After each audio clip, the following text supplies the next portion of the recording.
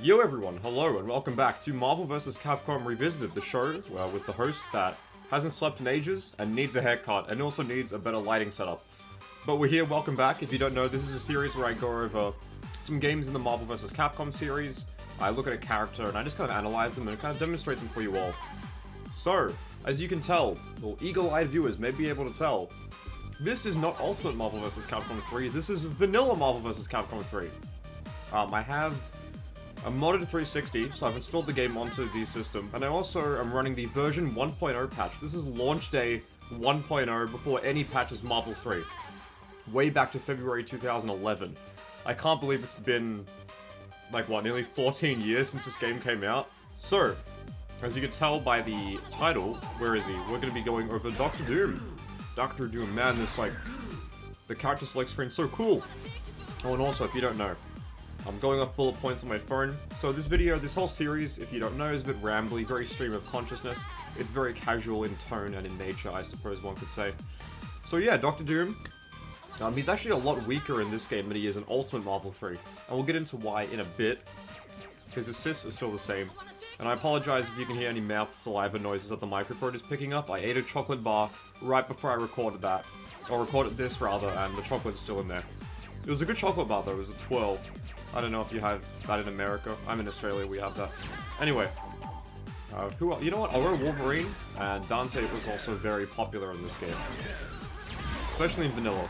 So now, let's get into Dr. Doom's normals. We'll try to do this really quickly, because in the other videos it can take some time, so we'll try to blitz through it. So his light. Stand jab. It's a bit slow, cannot be rapid-fired into itself. You don't really use it to start combos, but it's decent to have, I guess. Crouching light. I believe it can be rapid-fired into itself, like that. So it's not too bad. You know, if you need to throw out like a quick low button in a block string, you can do that. Jumping light is mainly used in TAC Infinites, which weren't really a thing in Vanilla. I don't think they were discovered at that point. Because Vanilla had like, what, less than a year of competitive play, I guess. It had one Evo, and then Ultimate came around. Those lights are alright. Standing medium is an OTG.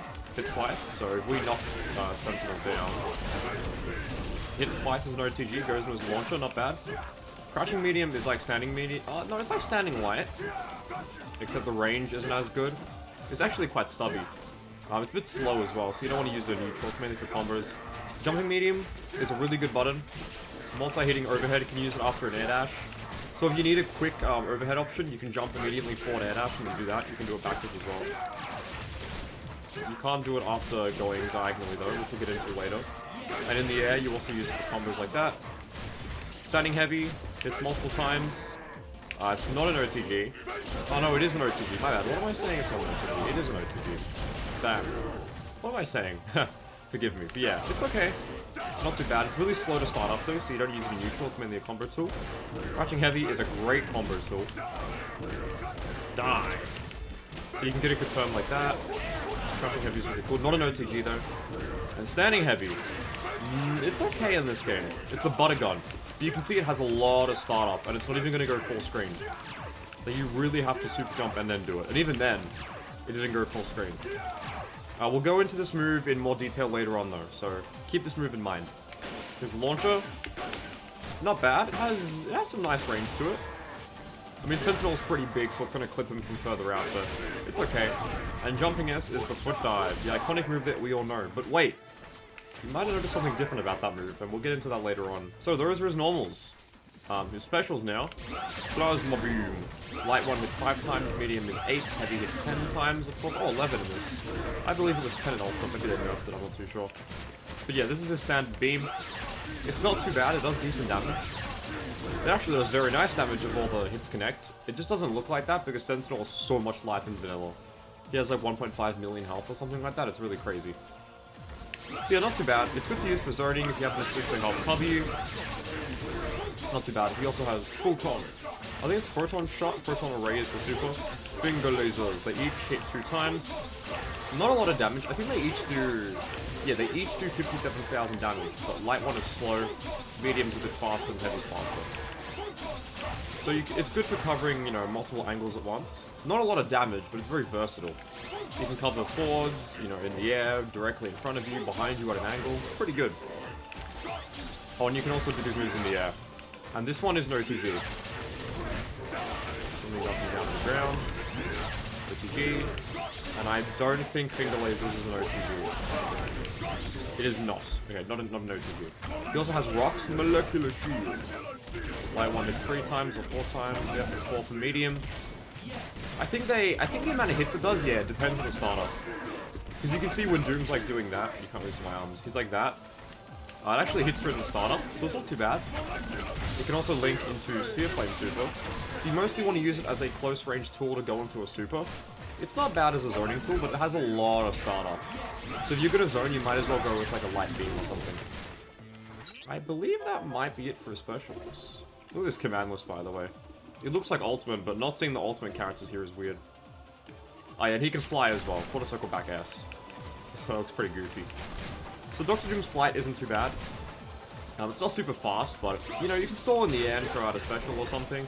Against characters who can't really deal with, you know, aerial opponents. I'm trying to think, like... I was gonna say Iron Fist. Iron Fist isn't in this game. Wolverine, for example. You know, Wolverine is mostly a grounded close-range character. So if you can successfully stay out of his way, out of his effective attack range, and just sort of stall in the air, that's a really good strategy to use against him. So, supers now. Quarter circle back and 2 bunches. Or 2 buttons. Full array, finger lasers. The start off is pretty quick, so you can easily combo into it. And I believe you might be able to X-Factor. I think you can X-Factor during it and like get a pickup. X-Factor is really good in vanilla, especially 1.0. It's so good. X-Factor level 1 is nuts. So this super is also good for chip damage. Let me see if I can make Sentinel block. There it is. So you can lock him down. So you can see there's a little gap there in between the beam and the super. They can actually super jump and block in the air. But it's not too bad. So it's, you know, pretty good as a full screen kind of move. You can also do it in the air. And the air one is where you mainly see it. So if I get a knockdown... Oh my gosh, what dive? You do beam into that. And it's a really good DHC tool. So let's say we get the knockdown. It's like, okay, I want to get Wolverinian, we'll let this hit a couple times, boom. Keeps him up in the air, keeps him right in front of you. It's fantastic for starting DHCs. And you can go into that. Sphere Flame, which we saw before, mainly a combo tool. You could use it as an anti-air.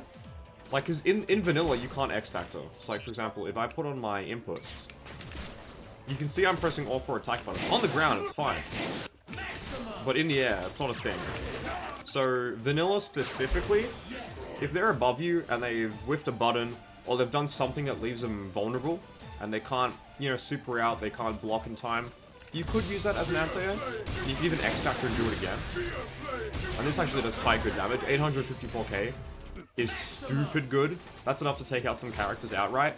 So really strong. And of course, level 3, Doom's Time.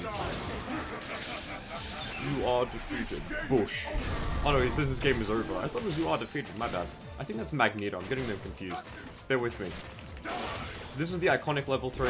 We've all seen Dr. Doom players at our locals, OTG, and then they just, you know, start button mashing. They'll play on sticks, so they go crazy on the stick button mashing. It's a really good combo tool. You can't start a combo with it, so you see how it knocks down Sentinel, you can't actually pick up from it, even with X-Factor or an assist, it's just not possible. But, you know, after a really long combo, after the hit stun deterioration's kicked in, you're like, oh, I don't know what to do, OTG boom. You can do that. It's really easy to link into off his standing medium and his standing heavy, because as demonstrated previously, they both OTG, so not too bad there. Pretty good level 3. So now, with all of the prerequisite stuff out of the way, let's get into his differences, and I've actually written quite a few dot points. So, this is not in order of, like, importance. It's just in any random order. S foot dive. Not fort heavy. This is fort heavy. S foot dive. It's much slower. There's no hard knockdown. It has less range, and that lowers combo potential. So let's do it, you know, 1 point. We'll go point by point. Slower. You can see, boom. It's very slow, right? And it doesn't lead to a hard knockdown. Because in Ultimate, I think this is like arguably the best normal in the game in Ultimate. It's a 1-button cross-up hard knockdown combo starter. So it's stupid good. But in Vanilla, you can't really do much after it. Can I air dash after it? Yeah, you can. So on hit, you can air dash. So you could try to pick up something, but... You could do that, but... still though, you know, it's not great. Compared to what you get from it in Ultimate, it's pretty bad here. Not having it be a hard knockdown is crazy, man. If you play Marvel 3, you know the pain of being underneath Doom when he's in the air, like you're here, Doom's here, he's above you, and he foot dives and crosses you up and you die. Not in this game though. If we make Sentinel, let's make him super jump. Let's get above him, boom. He recovers. He's not in a knockdown state at all. He's fine. Sentinel's fine. So yeah, and that obviously lowers combo potential, and you can see the range isn't great. The speed is also pretty bad. Buttergun. Heavy. It's much slower. It's almost useless. You can see, even on a guy as big as Sentinel, this whiffs. Even though the beam itself is making contact with him at some points, it'll whiff. Like that. It literally just phases through him. How are you ever meant to use this move? So this move, it's meant to use... It does do a whole lot of damage, and it's very slow to come out. But it's mostly like a harassment tool, I suppose you could say. So if they're trying to rush you down, you can use that to sort of make them block in the air and kind of force them back into the corner. Not really in this game, though. Because you can see, from a normal jump, it barely goes anywhere. So it's... And you wouldn't really use it from up close because it's so slow to start off. You could use it to start up combos, but like... You're most likely going to get hit by a counter hit because of just, you know, how many startup frames this move has. So in Ultimate, I believe it's faster, and it also goes... I don't think it goes further. I just think it's much faster, which allows it to go further more often. And also, Dr. Doom's forward throw, I've written here, ground and air. It does not lead to a hard knockdown, which significantly hurts his combo potential. In Ultimate, that's a hard knockdown, you can get an OTG. However, here it you can still combo after it here. You've got to link like a launcher or something, while standing light. But, you know, you can get a launcher like that or combo, but in Ultimate, it, you know, hard knockdown state. So you can go straight into OTG in the launch or OTG level 3, or you might even be able to X-Factor a hard tag, a corner assist. There's a million and one different avenues for you to explore, which gives him almost unprecedented combo potential. But here, you really only get that.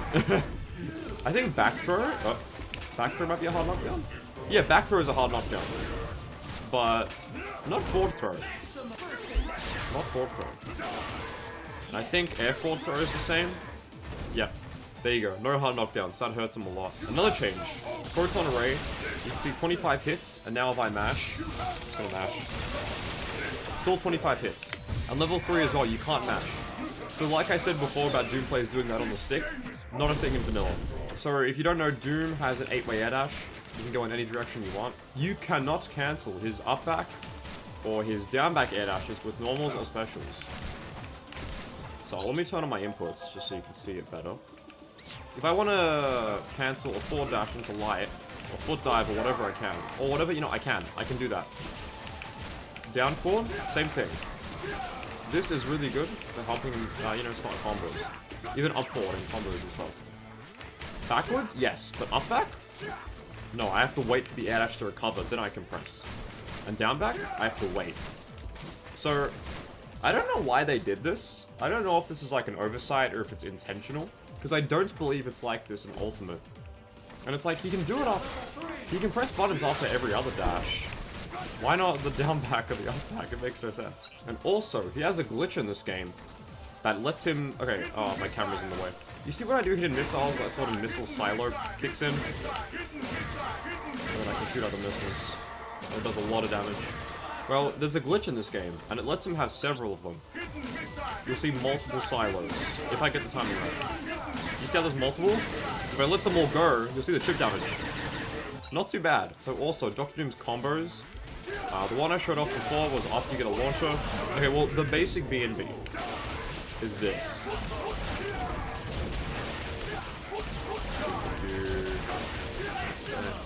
You can end in level 3, or you can do that for 1 bar end. That's like the basic B&B. Well, my good friend Rowdy Howdy, shout out. He showed me this route where if you do 1 medium in the air, you can actually get a 4th rep. You see? That's 2. 3. That's 4. So you can get 4 reps if you do 1 medium in the combo. It actually does a bit more damage that way, so you might build a little bit less meter, but more damage. So if you just want to secure a kill, go for that route. You can also end in that, of course. Basically, Doom's combo game is, I mean, Doom's movement, you know, you've seen players like Marlon Pie use the fly to do crazy movement shenanigans.